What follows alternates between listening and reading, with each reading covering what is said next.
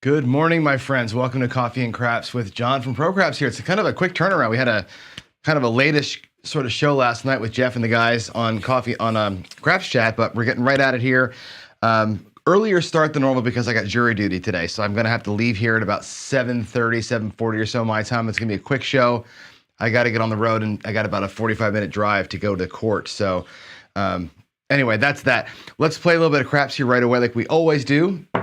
I'm going to work 350 today, and how it's going to work is the normal way. We're going to go and assume this is my last 350. We're going to take a cue from Brian from White Crap Shoes here and say this is like the last money in your rack.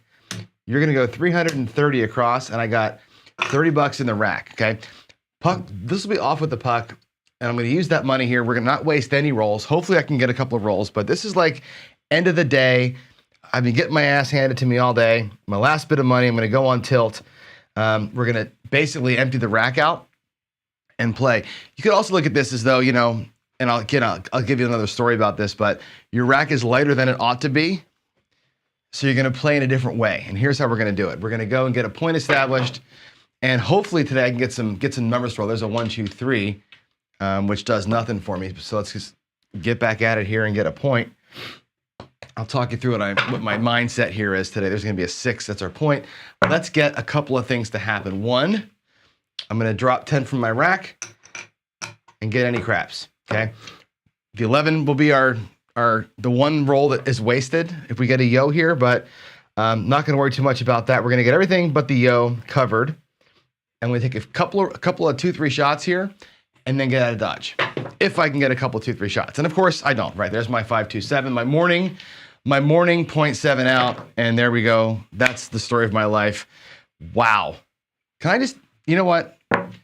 Just because I'm going to pretend it didn't happen. I'm going to do another point. Just because I want to roll for 2 more seconds, please. I just can't take that quick PSO anymore.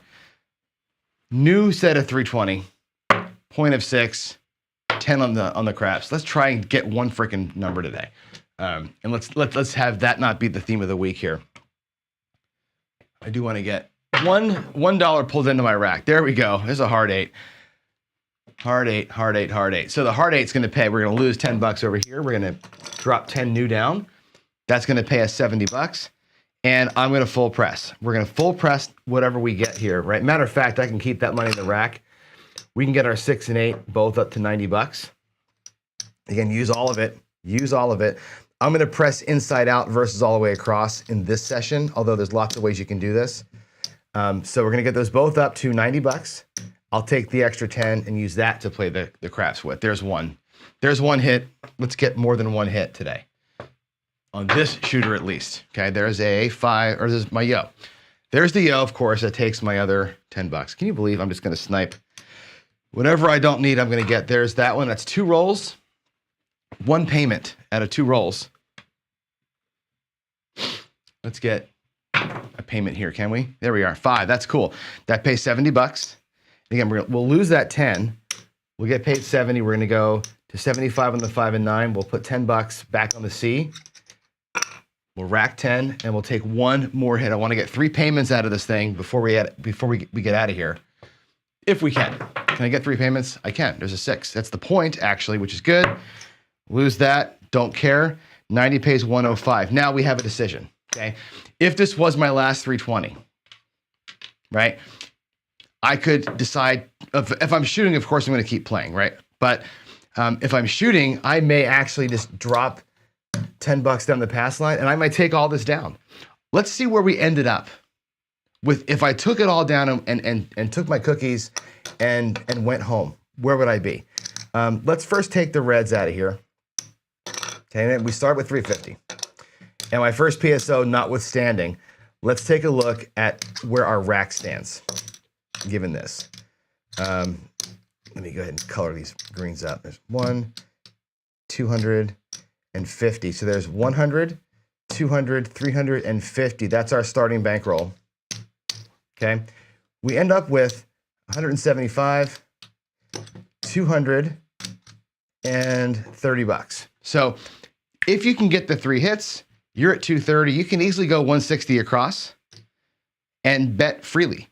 You could easily go down to 64 across and bet freely with about $150 in profit. You have a lot of options here, and that's going to be the theme of our show today. What do we do from 350 that's a positive way to play without going on full tilt? Now, again, you go on tilt to get out here because it was my last money today. My rack was empty.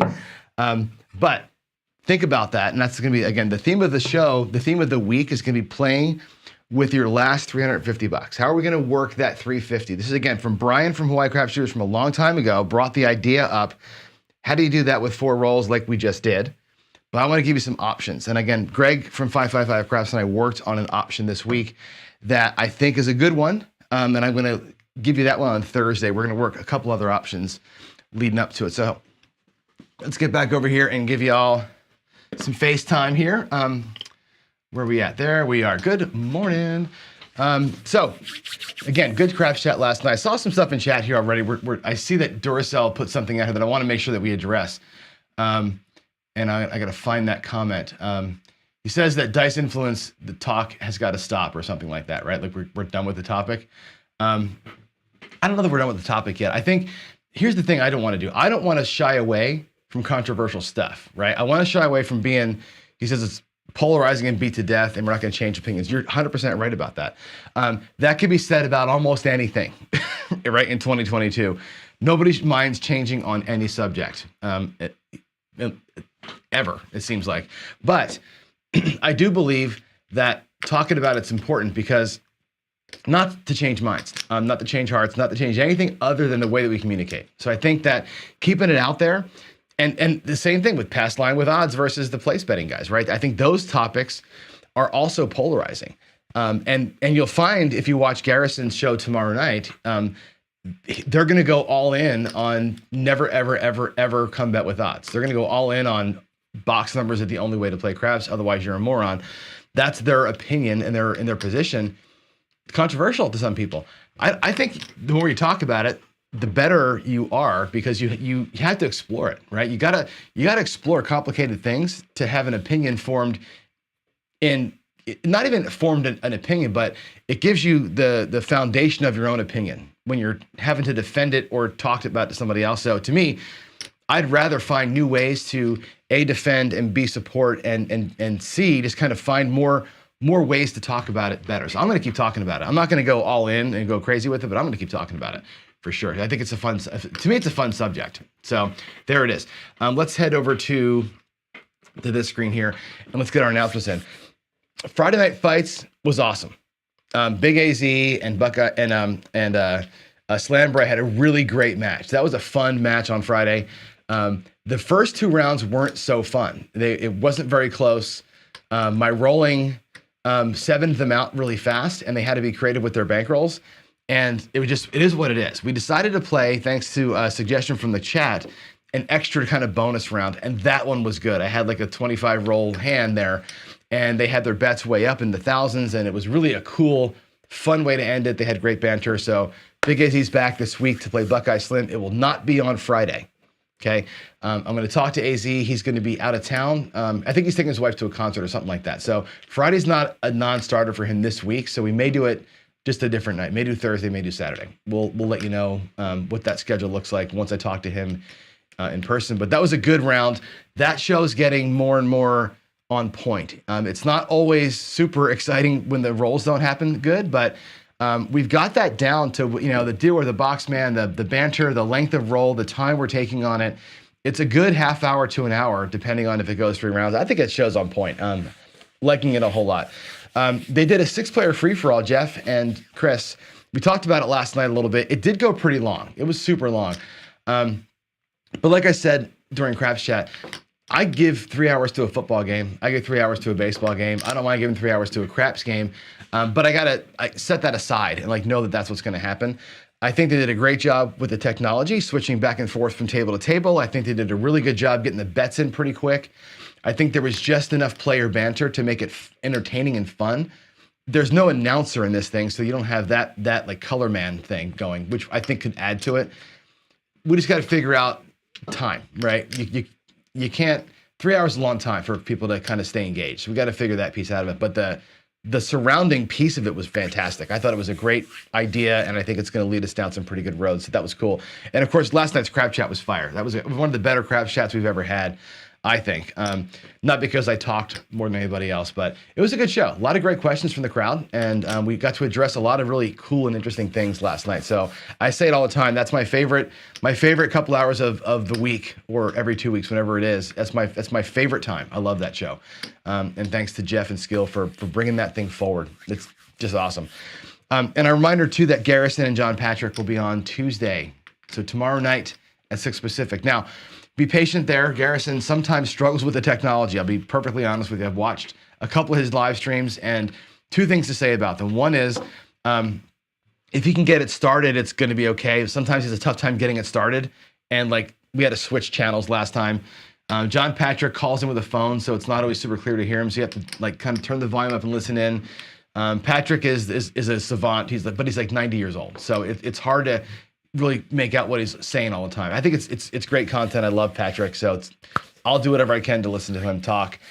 Just brings a little bit of that old school wisdom to the thing. So don't miss that on Tuesday. It's gonna be a really good show. And that said, let's talk about our next thing, which is gonna be this Midmo Yo's question of the week. So the Midmo Yo, here's the deal. Question of the week is this. Poopy Pants McGee.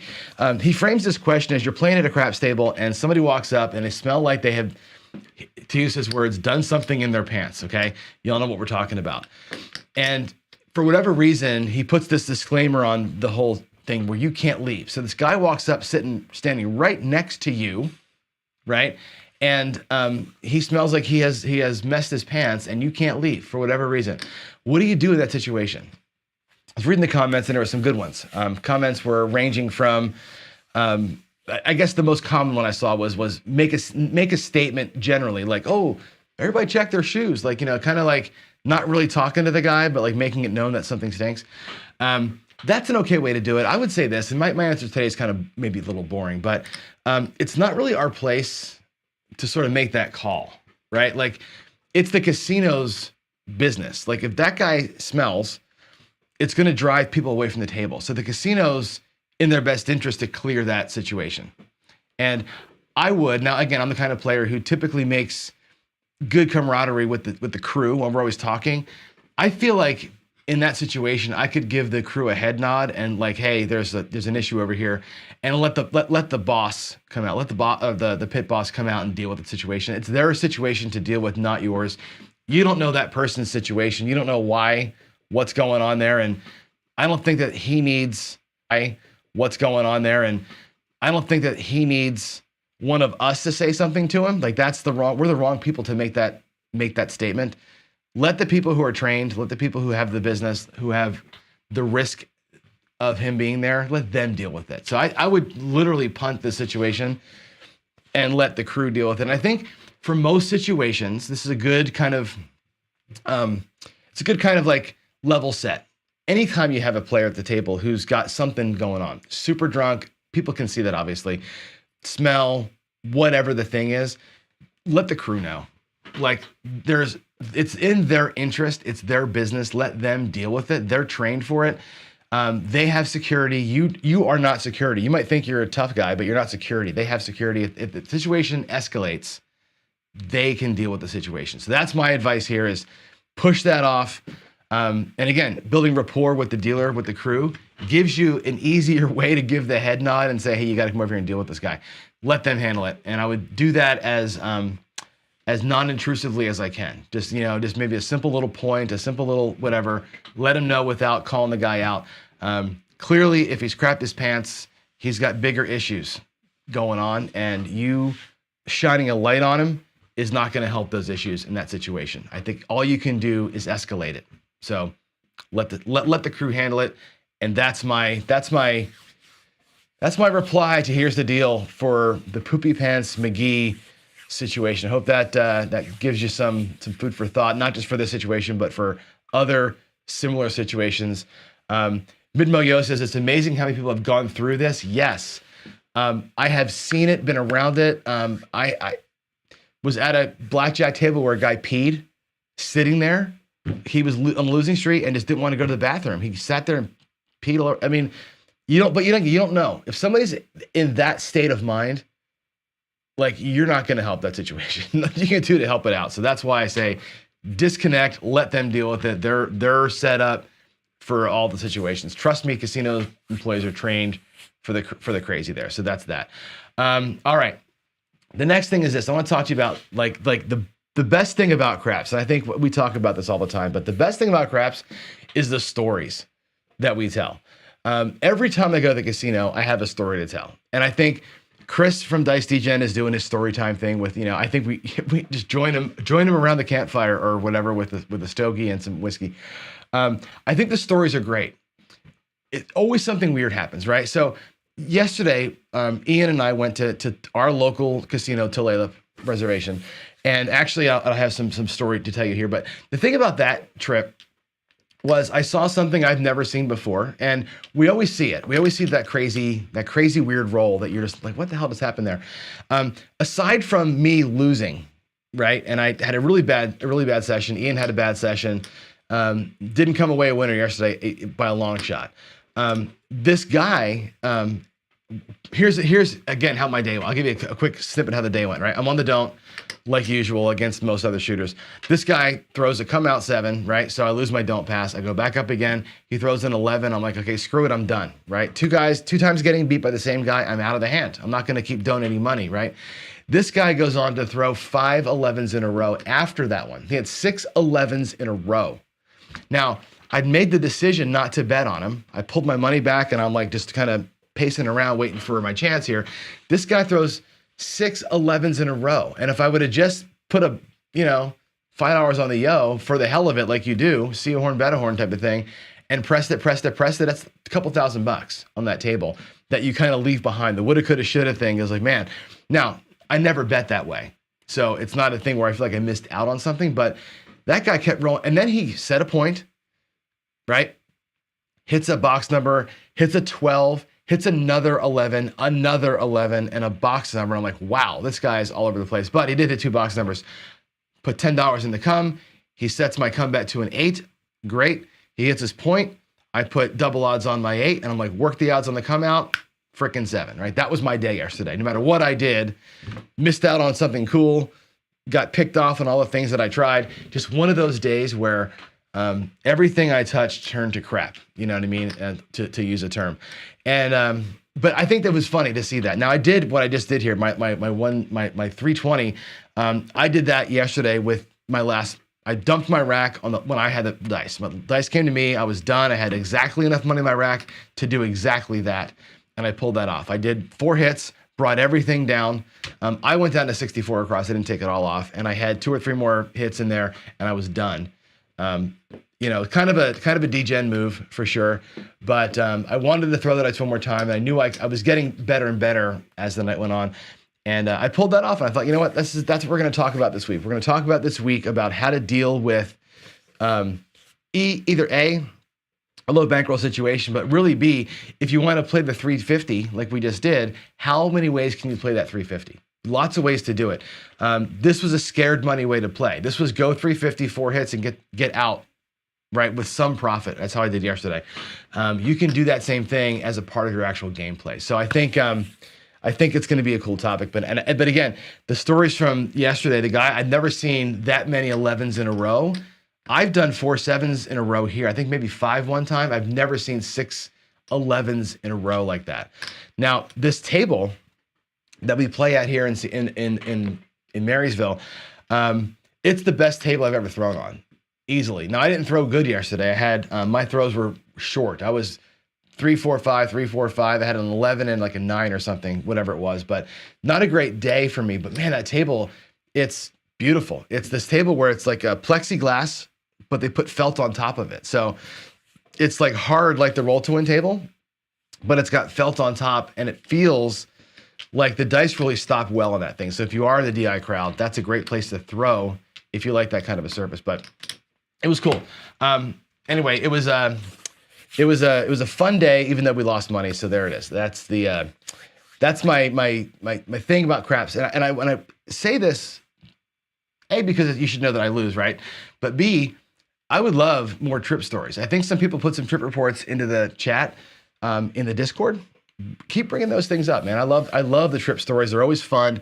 They're always super, to me, very interesting to see how you all are doing. So anyway, there it is. That's story time. I think it's great. I think Chris started something cool. I think the more trip reports I can get to you, the better we're going to be. So on that vein, I started a new YOLO here at Tulalip. So I've got YOLOs going at Angel of the Winds Casino, which I've done 3 of them so far there.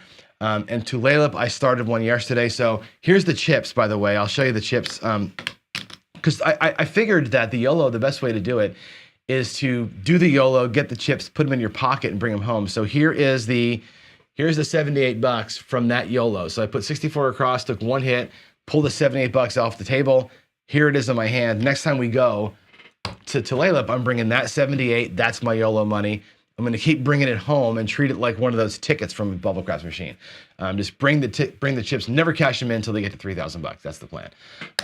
I don't have my chips from the other casino. That one I forgot to bring them home, so I've got to remember when I go there next time to YOLO with 127. So that's the story for me and how I'm doing that. Every time I go and I do it, I'll let you know how we did. I'll bring the chips home. We'll have a nice pile.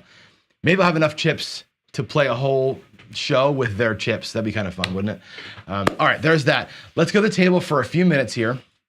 And I'm going to roll it out and chat a little tiny bit about the 320 full press. And this can work at any level. It doesn't matter if you're at 320 or if you're at 64. It's about the goal, right? Let's put the 320 back out there again. And I'm going to talk to you a little bit about that pressing that I wanted to do this morning before I had that first PSO.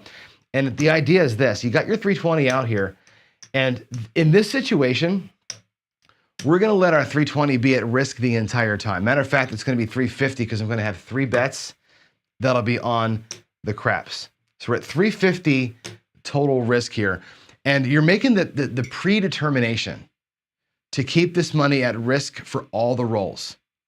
Okay, you're going to leave 320 out there. There's no regression here built into this first play. This is an aggressive play. And there's really, I think, 3 ways to press this up. I'm going to show you what I think all 3 plays are, okay? Let's say that we get an inside number, okay? You see the dice are on the 6 right here. The dice are on the 6. Let's say that we get why are they not showing to you? The dice, there they are. All right, there they are. The dice are on the 6, okay? And we get $70. Now, there's 3 ways I can see to play this that make a little bit of sense. What I did this morning was to press the insides. I can take this and I can go to $90 on the 6 and the 8, okay?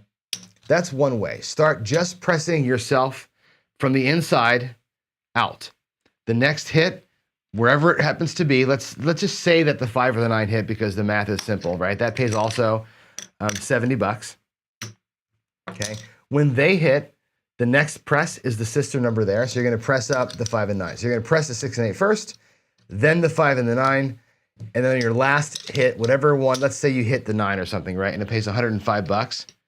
That'll be $105. I would take all of it and press up my 4 and 10 and wait for the 4th hit, okay? You could just take 3 hits and be done at that point. It doesn't matter, okay? You can do 1 hit extra, do 1 hit, 1 hit, 1 hit, and be done. At this point, you have your choice. And the choice that I made this morning and the choice that I made yesterday was essentially to take it all. Get out of Dodge, right? If you're playing scared money, this is what you're going to do. You're going to get all the way out and you're going to take all this money back.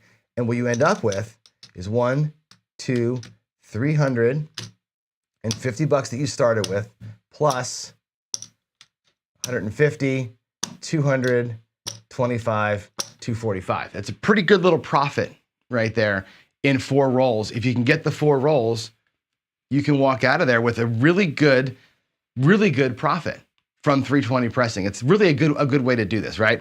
That's way 1. Way 2 is going to be this. Let's get them set back up again. We'll put the 320 back out there and we'll compare, right? That one was 245. And let me actually just put the money out there. 225.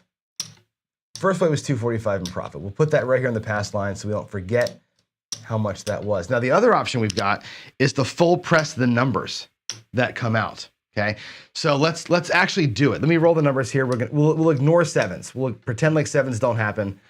I want to just get the dice to tell me which numbers to press, right? So the first thing we get, well, that's a case we'll talk about later. There's a 9. The 9 hits, pay $70, okay? Press the 9. Go all the way up. You can even take the reds if you want to back, but put the 9 at $100, okay? Press the number that's hitting is the topic here, right? So you may not get those bigger hits on the other numbers, but you're taking a bigger stab. There's a 7. Pretend like it didn't happen. There's a 10, right? That pays $100. Full press. Run the whole thing out there. That's hit number 2. Hit number 3, well, look at me rolling 7s. A 10. Right, so again, I'm ignoring 7s because I want the dice to decide what the press was, okay? Here at 150, it's 300, okay? And again, that's only the second hit. The first hit was the 9, the hit, you're looking for one more hit, the fourth hit, right? Maybe it's gonna be a 10, there's an 11. It is a 10, good gravy, look at that. So there we are at $450, right? That's a $900 win coming out the gate. Okay, that matter of fact, all those 10s, I saw those yesterday too. I was playing the Reaper and I got whacked on the 10s. But there's a situation where the number that's hot is the one to press versus just spreading your wealth around. Okay, in this case, we made a fortune, right? This is an awful example because we got this great run from one number, but that can totally happen. Let's put the money back. And this guy here makes 5, 9, 5. Sorry, that should be 450, not those. What did I do there? He made 450, not 500. No, he did make 900. 900, sorry. 900, $1,350, okay? Only because we had the hot run, but pressing the hot number, pressing the one that's rolling makes sense. More sense than pressing numbers that aren't rolling. So this idea of like pressing across or whatever, it's nice because every number gets a little more juice to it, but the dice sometimes will dictate what they want to be pressed on, and those kind of runs will happen, okay? Here's way 3. Let's take this money, these reds back. Way 3 would be, and again, we'll ignore the 7s, but way 3, there's a 4 that pays $100. Now, what you can do with that is look at how much can you get across here, right? With $100, I can press 96 across, right? I'll take the $4 change and we're gonna go 3 units on every number all the way across, right? We're gonna go from 50 to 65, from 90 or from 50 to 65 all the way across here, right? And on the insides, we're gonna go with $18 presses on the insides. With 2 units on top, that looks like $28 on top of each of those. So in this case, here we are at $78 on the 6 and 8. So that full press went all the way across. Now you get a hit on something. Let's say it's the 9, right? Let's actually roll the dice, see what the dice said. Did I say it's a 5? Okay, so the 5's gonna pay 70 and 21, $91. Okay, so you're almost able to do it again. There's 75, there's 90, there's 1, and you can drop from your rack. You can just drop $5 to go 96 across again and full press the whole deal, right? Full press the whole deal. And we'll do it again. We'll do 96 again all the way across. I'll take this money out of here and I'll reset it. And let's go. We'll have to do some finagling with the chips here to make it right. But 96 across is 15, 15, 15. And by the way, dealers, I've noticed, are doing this. They put your presses out front. Have you seen this? And then they figured maybe it's a new dealer thing, but there's your 96 across for hit number 2. What does that look like for us? That's 30. So we're going to take a quarter out of that. Make the 4 and 10 and the 5 and the 9 all look like $80. They're all going to look like $80 coming back out here. We'll leave our nickels here.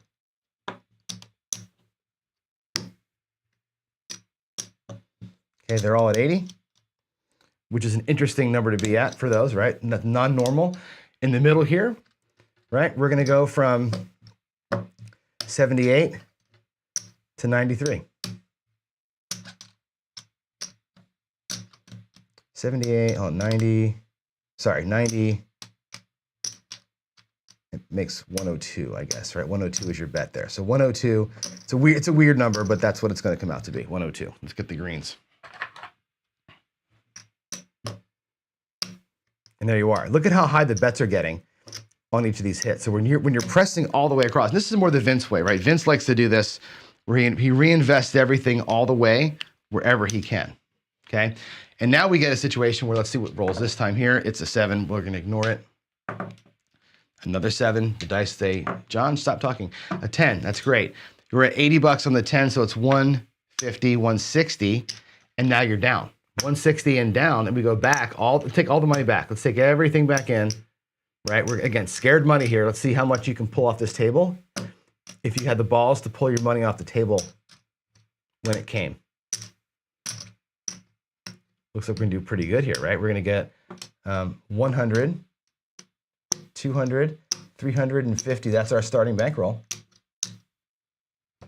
And the profit here, 1, 2, 325. So 325, 330, 335, 338, right? So 300 and change, okay? One way you're bringing home 200, one way you're bringing home about 300.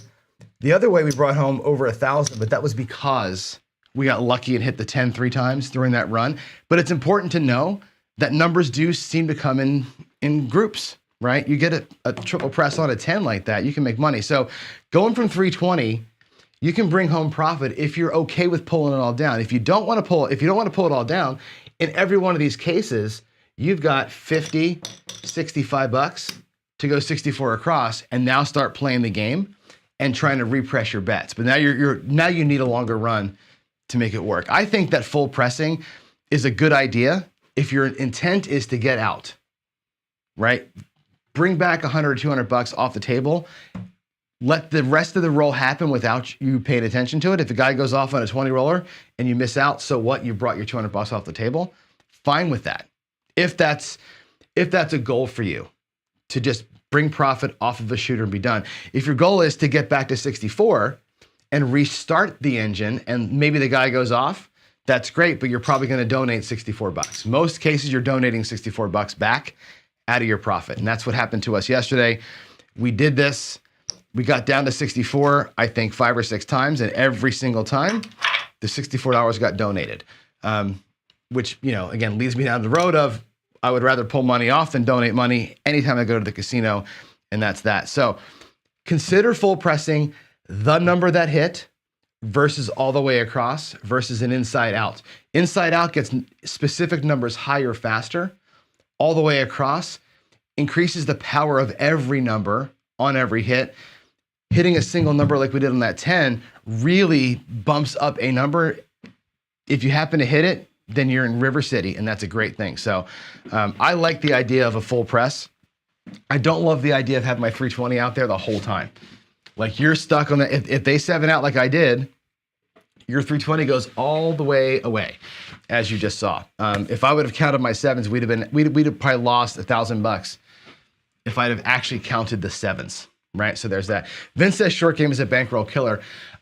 It can be unless that's your whole game. Right? If you're in and out, you're okay with that, right? If you're okay with that, then it's fine. If that's my goal.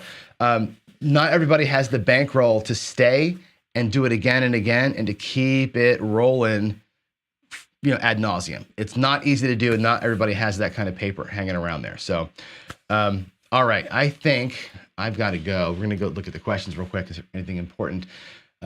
Bob, old number 7, says, I believe it's better to bet wins and losses in groups versus individual numbers.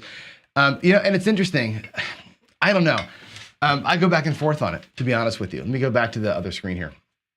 I go back and forth on it. That's a weird screen to be on, Bob, because to me, the numbers that are hitting are the numbers that are hitting, right? If you're any kind of believer in trending, right? All the 11s we saw yesterday with that one guy. My friend, Ian, in one roll had 7 6s, right? I had my 6 press up to 240 on that one, right? From 12 bucks to 240. And I collected twice in that thing, right? Because he was hammering that 6. Why would I have pressed the 8? I was gonna do a 6 and 8 press, but like hell, he's hitting the 6. Boom, boom, boom, boom, boom. That's what you want to do. You want to hit what's happening, I think. Although the way that Vince plays it with the bankroll play, again, I'm looking at a trend play there, hitting the number that's hitting. Vince is looking at it longer term, like let's press them all forever. with unlimited money, right? With the marker. You can make a fortune doing that if you have unlimited money and a marker and you can keep going out and doing the thing. If all you got is a grand, right? And a grand's a lot of money. If all you got's a grand and you've lost $400 and you've got only 600 left, doing that forever press is not a play you can make, right? You want to call it scared money. It's the money you got left. And that happened yesterday. I lost $400 in the first 11 minutes I was there. I lost, bam, like out of the gate, got my ass kicked. And you're fighting from behind. You can't make long-term plays with that. You've got to go short-term to build back so you can kind of recharge your engines. And yesterday was not a conducive day for that, but it makes me think about these kind of plays. I think it's important for us all to be honest about our goals and our bankroll and how we're going to play it out. So with that said, I have to go because I am a juror and I got to leave. I got a 45-minute ride and it's 7:40 my time. I got to be there at 8:15. So with that said, sorry for the early start. I'll find out today if I'm on an actual trial or not and what time I got to be there. So tomorrow's show, maybe at 7, it may be at 8. I'll let you know. I'll probably put an announcement out in the community tab, like one of those post things, so you know. Look for a notification on that from me. Sorry I can't take more questions and comments today, but again, time is of the essence. I guess I got to go. So with that said, love y'all. Thanks for subscribing. Tell your friends. Let's grow this channel. And that's it. God bless every one of you, and I will see you tomorrow. Thanks again. Bye.